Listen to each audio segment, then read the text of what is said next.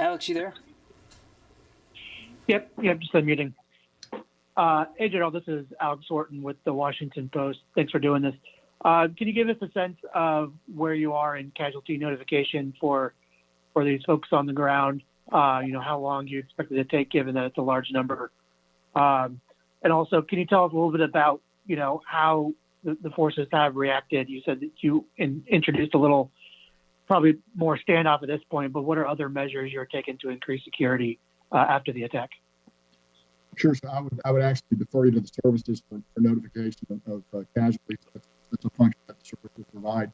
And I believe that process is ongoing, but I do not have visibility on it. My visibility is fully forward against the day-to-day practical threat that we face in the theater. But there are other people who can probably then answer that question for you. I'm just not that person, Alex. So in terms of practical things that we're doing, okay, again, we've reached out to the Taliban. We've told them you need to continue to push out the security perimeter. We've identified some roads that we would like for them to close. They've identified that they will be willing to close those roads because we assess the threat of a suicide-borne vehicle threat is high right now. So we want to reduce the possibility of one of those vehicles getting close.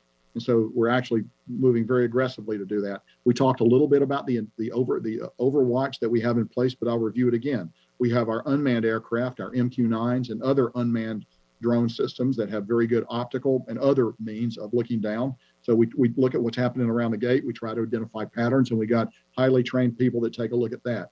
We also have our aircraft that we fly locally, the AH-64s that I mentioned a few moments ago, as well as other manned aircraft that come off the USS, off the carrier that we have off the Makran coast, as well as U.S. Air Force aircraft that we bring up from out of Afghanistan. Everything ranging from F-15s to AC-130 gunships.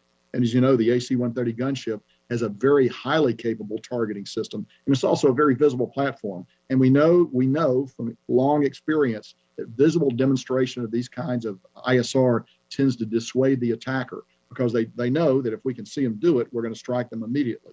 So we'll be prepared to do that should it become necessary to defend the base. We're looking very hard. We assess we are in a period of heightened warning right now, and we're working through that as aggressively as we can. Over. Gordon.